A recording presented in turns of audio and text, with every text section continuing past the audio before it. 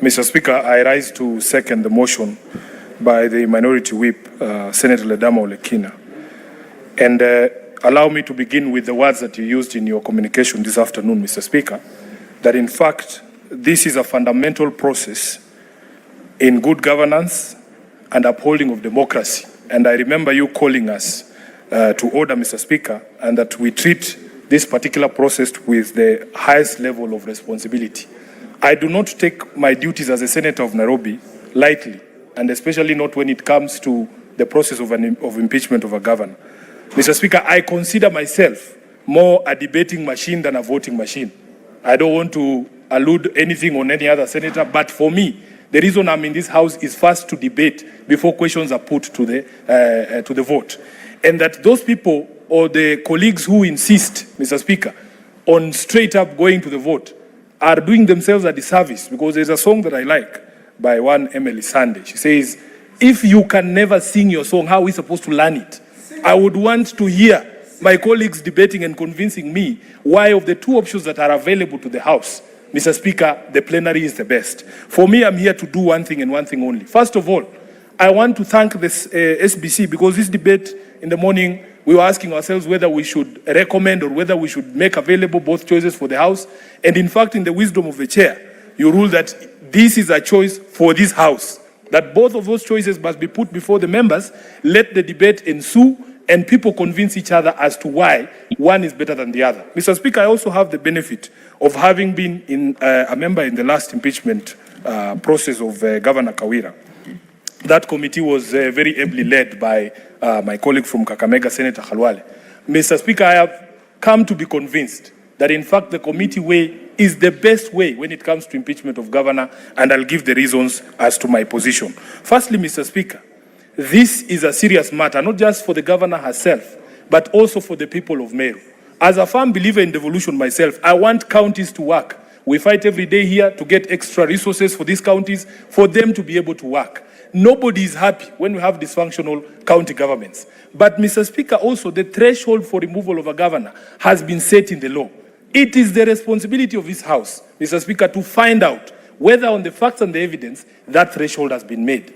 And in my submission, Mr. Speaker, it is close to impossible in an interrogation such as the one that happens in plenary to establish the facts and the law of the allegations and whether that threshold has been met. Number two, Mr. Speaker, I believe that that responsibility of oversight of counties, and especially of impeachment of governors, is placed on the entire House, all the 67 of us.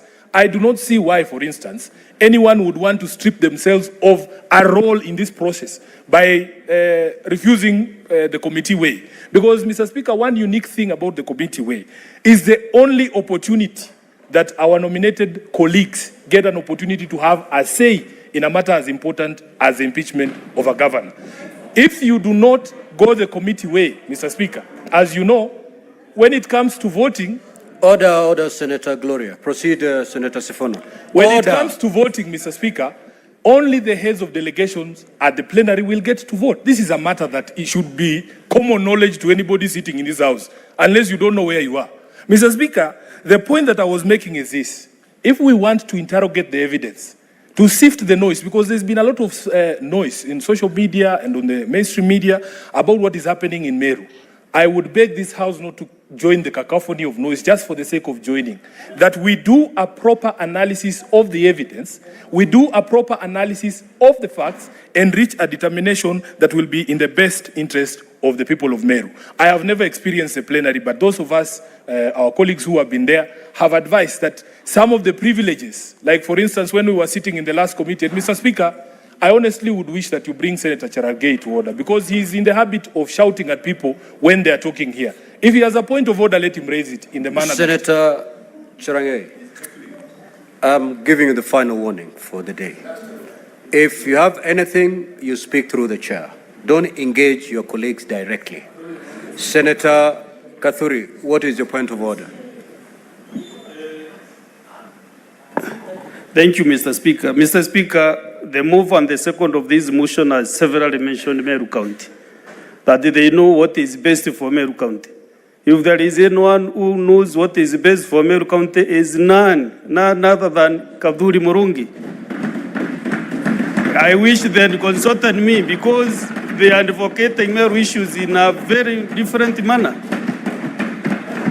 So when you are either moving or seconding, give your reasons without mentioning the great Meru County, tafadhali. I beg. Senator Kathuri, that point of order is overruled. The role of the Senate is to offer oversight to all counties, including Meru. The motion that I'm moving is the subject matter of this motion is Meru.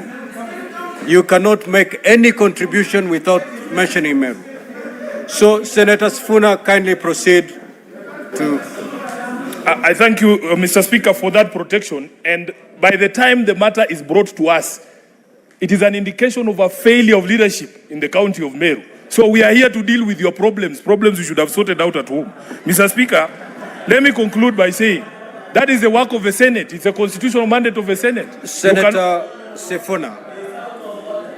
Sifuna, I will not allow you to start throwing jabs.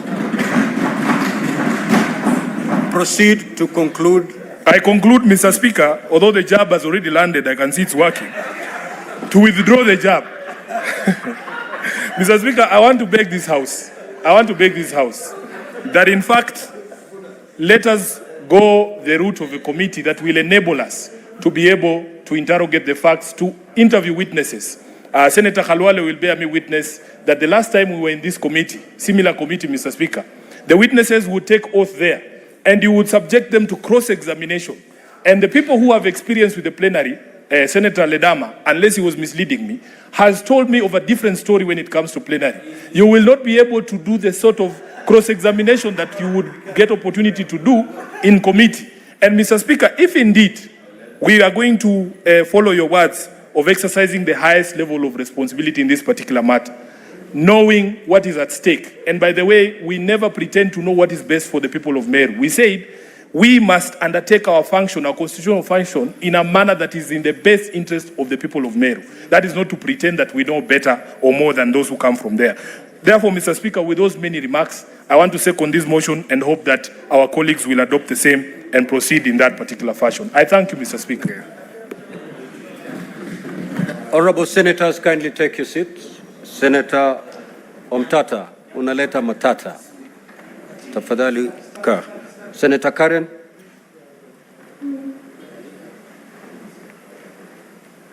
Senator Shakila, kindly take your seat.